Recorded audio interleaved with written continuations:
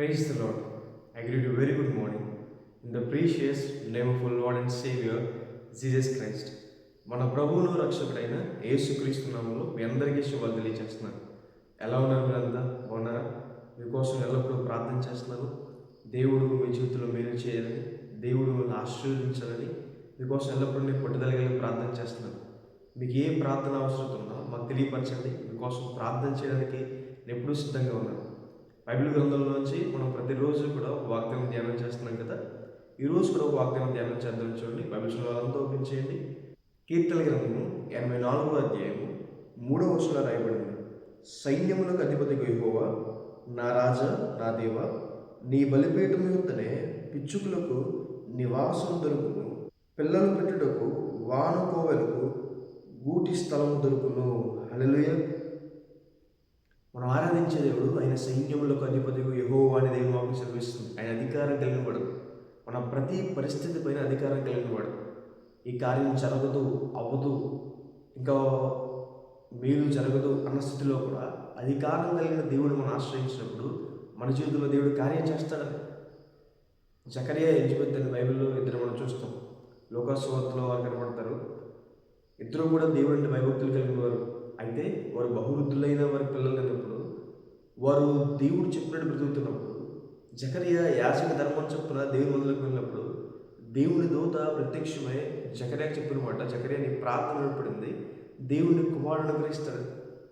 అంత వృద్ధాప్యంలో కూడా దేవుడు వారి గర్భాన్ని తెరిచి యోహాన్ని దేవుడు వారికి అనుగ్రహించాలని దేవుని వాక్యం సెలవిస్తుంది. బాప్తిస్మం ఇచ్చే యోహాన్ని దేవుడు వారికి అనుగ్రహించాడు. దేవుడు అధికారం కలిగిన వాడు. ఆయన గొప్ప కార్యాలు మన పట్ల చేస్తాడు. ఆయన సైన్యములకు అధిపత్యము యెహోవా.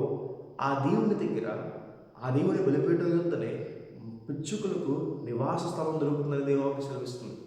పిచ్చుకులకు నివాస స్థలం దొరకడం అంటే అర్థం ఏంటంటే, పిచ్చుకులు చిన్న పక్షులను చూస్తారు.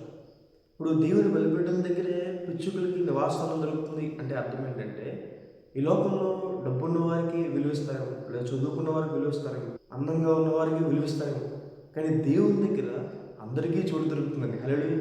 దేవుడు ఎవరిని కూడా పక్షపాతంతో చూసేవాడు కాదని. దేవుడు రంగు బట్టో, చదువు బట్టో, ధనం బట్టో, ఇంకా దేని బట్టి కూడా దేవుడు వివక్ష చూపించేవాడు కాదని దేవుని వాక్యం సెలవిస్తుంది. ఆయన ఆశ్రయించిన వారిని ఏ ఒక్కరిని కూడా దేవుడు త్రోసివేయడు. ఎవరైతే దేవుని నుండి భయభక్తులు కలిగి వస్తున్నారో దేవుడు వారందరినీ కూడా చేర్చుకుంటాడని దేవుని వాక్యం సెలవిస్తుంది. దేవుని దగ్గర రెండు గుంపులు, ఒకటి రక్షించబడిన వారు, ఒక రక్షణ పొందలేని వారు, అంతే. ఈ లోకంలో చాలా డివిజన్స్ ఉంటాయేమో, కానీ దేవుని దగ్గర రెండే గుంపులు, రక్షించబడడం, రక్షించబడకపోవడం.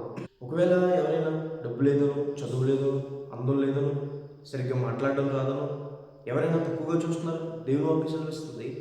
అల్పమైన వారికి కూడా, అలాంటి వారికి కూడా దేవుని దగ్గర నివాసం దొరుకుతుందని, దేవుడు అలాంటి వారి పక్షాన్ని ఉంటాడు, దేవుడు అలాంటి వారి పట్ల శ్రద్ధ నిలుపుతాడు, అలాంటి వారిని దేవుడు పట్టించుకుంటాడు దేవుని వాక్యం సెలవిస్తుంది. విధవరాల పక్షంలో వ్యాజ్యమాడు దేవుడిని వాక్యం సెలవిస్తుంది. భర్త లేడంటే, లేదంటే కుటుంబంలో యజమాని లేడంటే తక్కువగా చూసేవారు, లేదంటే ఆ కుటుంబాన్ని నష్టపరచాలని ఉద్దేశించేవారు చాలామంది ఉంటారేమో, కానీ దేవుడు అలాంటి వారి పక్షాన్ని ఉంటాడని. బలహీనులకి ఆయన తప్ప సహాయం చేసేవారు ఎవరున్నారని దేవుని వాక్యం సెలవిస్తుంది. ఆయన సహాయం చేస్తాడని, ఆయన బలపరుస్తాడని, దీనుల్ని ఆయన లేవనెత్తుతాడని, ఉన్నత స్థలాలపైన దేవుడు నిలబెడతాడని దేవుని వాక్యం సెలవిస్తుంది.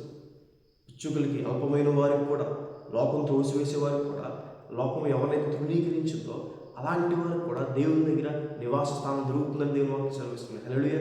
ఒకవేళ ఒంటరితనంతో బాధపడుతున్నారా, దేవుని దగ్గరికి రండి. ఆయన మీ పక్షం నుండి వాడు, మీ తోడుగా ఉండేవాడు. బైబిల్లో పుట్టుక నుంచి గుడ్డివాడైన ఒక వ్యక్తిని క్రీస్తు ప్రభువు ముట్టి స్వస్థపరుస్తారు. అక్కడ పరిసయ్యులు, శాస్త్రులు అంతా కూడా అతన్ని వెలివేస్తారు. క్రీస్తు ప్రభువు నన్ను ముట్టి స్వస్థపరచడం చెప్తున్నాడు కాబట్టి వాళ్ళకి నచ్చక ఊరి నుంచి వెలివేస్తారు, బహిష్కరిస్తారు. బైబిల్ చదివిస్తుంది. అలా వెలివేయబడిన వ్యక్తి దగ్గరికి క్రీస్తు ప్రభు వెతుక్కుంటా వెళ్ళారు. హల్లెలూయా.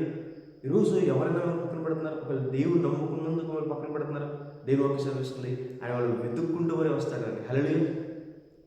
ఆయన బలిపీఠం దగ్గర, ఆయన దగ్గర పిచ్చుకులు కూడా నివాస స్థానం దొరుకుతుందని, ఆయన మనకి ఆశ్రయదత్వమైన ఉన్నాడు, ఆయన మనకి ఎత్తైన కోట అయి ఉన్నాడని దేవుని వాక్యం సెలవిస్తుంది. రెండోదిగా, వాను కోవెలకు గూటి స్థలం దొరుకును, కోవెలకు గూటి స్థలం దొరుకును అంటే అర్థం ఏంటంటే, విశ్రాంతి లేని వారికి దేవుని విశ్రాంతి దొరుకుతుందని. వానుకోవల విశ్రాంతి లేకపోవడానికి సాదృశ్యం. మేలు జరుగుతుంది అంటే, మంచి జరుగుతుంది అంటే ఎన్నో చోట్ల తిరిగారే ఇప్పుడు దాకా. మేలు జరుగుతుందంటే అది చేయమని, ఇది చేయమని అన్నీ చేశారే.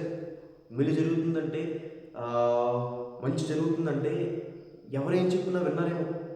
దేవుని వాక్యం సెలవిస్తుంది, దేవుడి దగ్గరికి వచ్చినప్పుడు దేవుడు విశ్రాంతిని, సమాధానం, నెమ్మదిని దయచేస్తాడు. కలవరంతో ఉన్నవారికి, దిగులుతో ఉన్నవారికి దేవుడు నెమ్మదిని దయచేస్తాడు.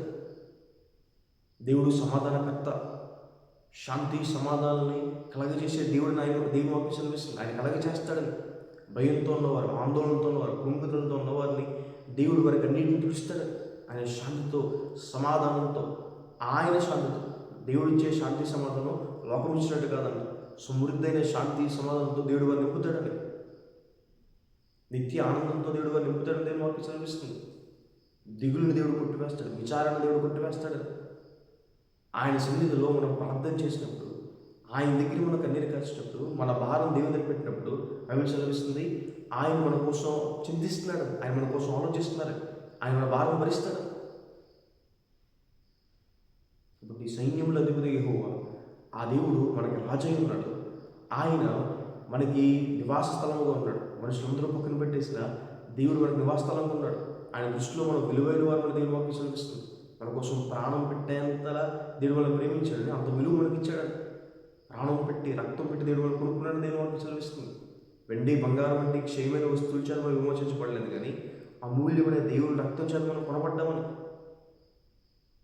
అలాగే విశ్రాంతి లేని వారికి దేవుడు సమాధానం దయచేస్తాడు. దేవుడు కలవరాన్ని కొట్టివేస్తాడు, దుఃఖాన్ని తీసివేస్తాడు, కన్నీటిని చూపిస్తాడు. కాబట్టి ఈ వాగ్దానం వీక్షించండి. దేవుడు మీ పక్షాన్ని ఉంటాడు, దేవుడు మీరు చేర్చుకుంటాడు, దేవుడు ఎప్పుడూ మీకు తోడుగా ఉంటాడు. ఆయన మీ దుఃఖాన్ని తీసివేస్తాడు, కలవరాన్ని తీసివేస్తాడు. ప్రార్థన చేసుకున్నాను. చూడండి. సర్వశక్తిమంతుడా, జీవం కలిగిన విషయం మీకు వేలాది వందనాలు వేసాం. ఈరోజు వాగ్దానం ద్వారా మాతో మాట్లాడినందుకు దేవా మీకు వేలాది వందనాలు వేసాం. ప్రియులు ఎంతమంది అయితే వాగ్దానం వీక్షిస్తున్నారో ప్రభావ, వారిని దీవించండి, ఆశీర్వించండి, కృప చూపించండి. ప్రభావ సమాధానం లేని వారికి శాంతి సమాధానం ఇవ్వండి, కలవరాన్ని తీసివేసండి, సహాయం చేయండి, అప్పుల బాధల వారిని విడిపించండి. ప్రభావ చేసే పనులు దీవించండి, ఆశీర్వదించండి, కృప చూపించండి. ఆ ప్రభు అలాగే తండ్రి జీవం కలిగిన వేసే ప్రభావ, ఎవరైతే తృణీకరించబడ్డారో ప్రభావ, ఎవరైతే ప్రభావ మిమ్మల్ని నమ్ముకున్నందుకు ప్రభావ కష్టాలు గుండా వస్తున్నారో ప్రభావ, వాళ్ళకి మేలు చేయండి, సహాయం సహకారం అందించండి. మీ తోడు వారు అనుభవిస్తున్న కృప చూపించండి, ఉన్నతమైన స్థానంలో ఉంచండి. ప్రభావ ఎవరైతే త్రోసివేయబడ్డారో ప్రభావ, ఎవరైతే పక్కన పెట్టబడుతున్నారో వారిని అనేక మందికి దీవెనకరంగా ఆశీర్వాదకరంగా ఉంచండి. ప్రభావ తృణీకరించబడిన రాయి మూలం తలరే అవుతున్న వాగ్దానం వారి పట్ల నెరవేర్చండి, కృప చూపించమని, దీవెనలు గురించమని ప్రభావ ఈ రోజు అంతట్లో మీ సహాయం సహకారం అందించమని, ఆరోగ్యంతో బాధపడుతున్న వారిని ముట్టండి, స్వస్థపరచమని దేవా యేసు నామములో వేడుకుంటున్నాను తండ్రి. ఆమేన్. God bless you. God bless India.